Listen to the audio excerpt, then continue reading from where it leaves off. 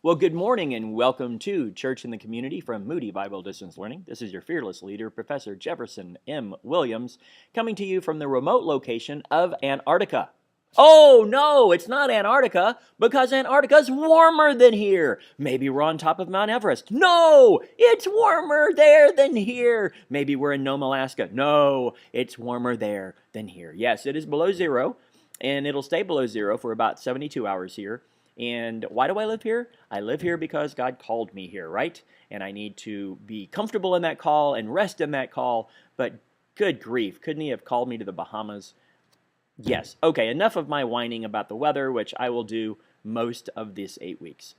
Welcome to week 3. I want to tell you I am really, really proud of this class. It's one of the largest classes I've ever had, and all of you are doing great.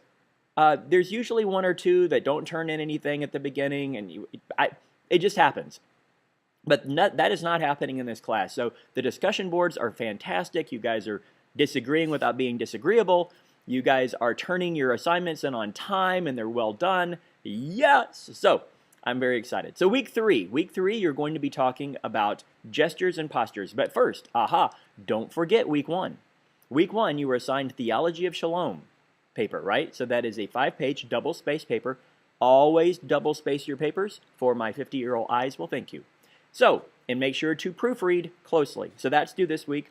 And then gestures and postures. So Crouch talks about that we all have gestures and postures that we have toward culture.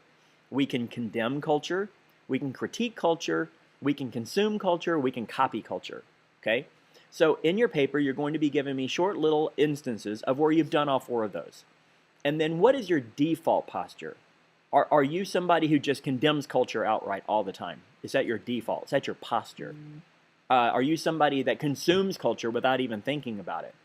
I have a friend that is a beautiful, wonderful Christian lady who has a prayer life that I'm jealous of, and she loves Jesus. And she watches Game of Thrones. Now, some of you're going to be going, oh my gosh, he's going to go off on Game of Thrones. Yes, I am. As Christians, we should not be watching that. I used the word should. Never use the word should. Okay, thou shalt not should on thyself. No shoulding. But I questioned her if that was the most appropriate way to use her time because of some of the content of Game of Thrones. Don't, as the kids say, don't at me, right, about this. All right. Or you can consume culture, you can copy culture. I see a lot of, not so much anymore, but attractional churches, they copy culture. If something really cool happens, and they try to pull that off and then kind of spin it Christian. And or do we critique culture where we really kind of are always, in fact, critiquing for me has a little bit of cynicalness in it. But what is your default? Okay, and then you'll have a discussion board about beauty and art and what assumptions that you read about challenged you. And then I would highly recommend that you would read the Esther Gates. You would watch the Esther Gates, the video, Reviving a Neighborhood. It is phenomenal. I love that guy. I love that story. I love that video. So I'd highly recommend there. All right, I will tell you what my stances are for these discussion boards the week after. So after reading all of yours about the bike lanes, I would tell you I'm a senior pastor of a church in a small rural area, and if the town, our little town, wanted to get involved in bike lanes, we would simply abstain. We would not make one way or the other. I do not, and now I have gone back and forth with some of you on the discussion board, so you know that we can disagree.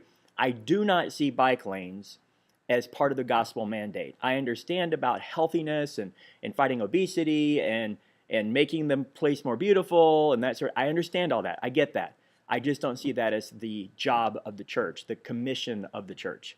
And if you disagree with me, that's fine, because I'm just a prof.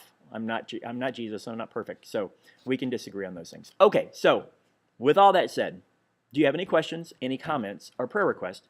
Please let me know. And there is a question of the week. I will post it in the Global Cafe. Okay? So, simple. We're talking about art and beauty, right? What's the most beautiful place you've ever been? The most beautiful place you've ever been. Okay? So, with that said, onward and upwards. Please pray for everybody up here. The EMS people, the farmers that have to get out anyway. I mean, the wind chill's going to be negative 50 below tomorrow. And people die. Animals die. So I'm not going outside. All right. If you need me anything, please contact me. If not, let's do this together. Onward and upwards.